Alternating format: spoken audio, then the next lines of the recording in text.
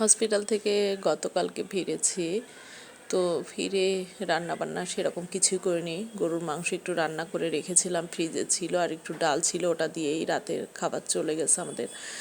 আর আজকে একটু রান্নাবান্না করছি, তারপরে মাকে টেক কেয়ার করতে হচ্ছে। তো এখানে ডাল বসিয়েছি, মুগের ডাল।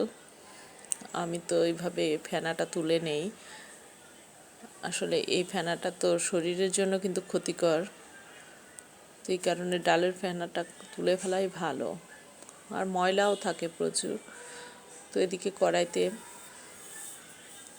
তেল পেঁয়াজ দিয়ে 1 চামচ রসুন বাটা অ্যাড করে একটু ভেজে নিয়ে এখানে মশলা একটু গুলিয়ে নিয়ে অ্যাড করে দিলাম। এরপরে এখানে আমার হেল্পিং হ্যান্ড ডাঁটা কেটে রেখেছে, শাকের ডাঁটাগুলা অ্যাড করে দিলাম। তো এরপরে একটু নেড়ে চেড়ে ভালো মতো কষাতে হবে। তো এদিকে পানিটা শুকিয়ে গিয়েছে, তেলটা উঠে আসছে। এ পর্যায়ে আর একটু ভালো মতো কষিয়ে নিয়ে এরপরে ঝোলের পানি অ্যাড করতে হবে। তো যাই হোক, মাকে তো দেখতে হচ্ছে।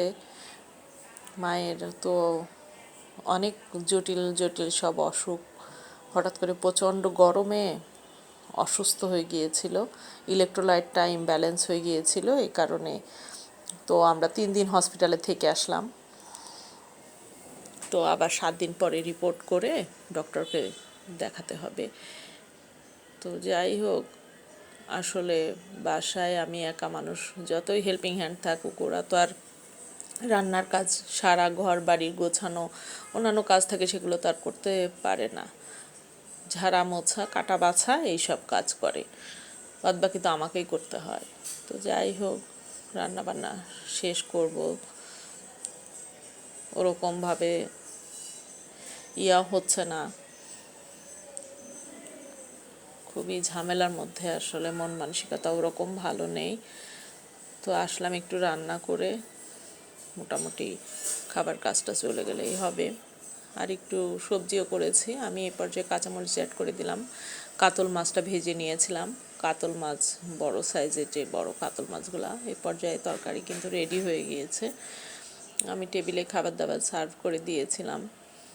আর একটু মিষ্টি কুমড়া, ছোট চিংড়ি দিয়ে একটু নিরামিষ করেছি, আর ঢেঁড়স ভাজি সকালে নাস্তার জন্য, আর শাক ভাজি, সালাদ, ডাল। তো আজকে পর্যন্তই, আগামীতে নতুন কোনো ব্লগ ভিডিও নিয়ে আসবো। Till then, stay fine, be happy and stay Jannatul Jibon lifestyle. বা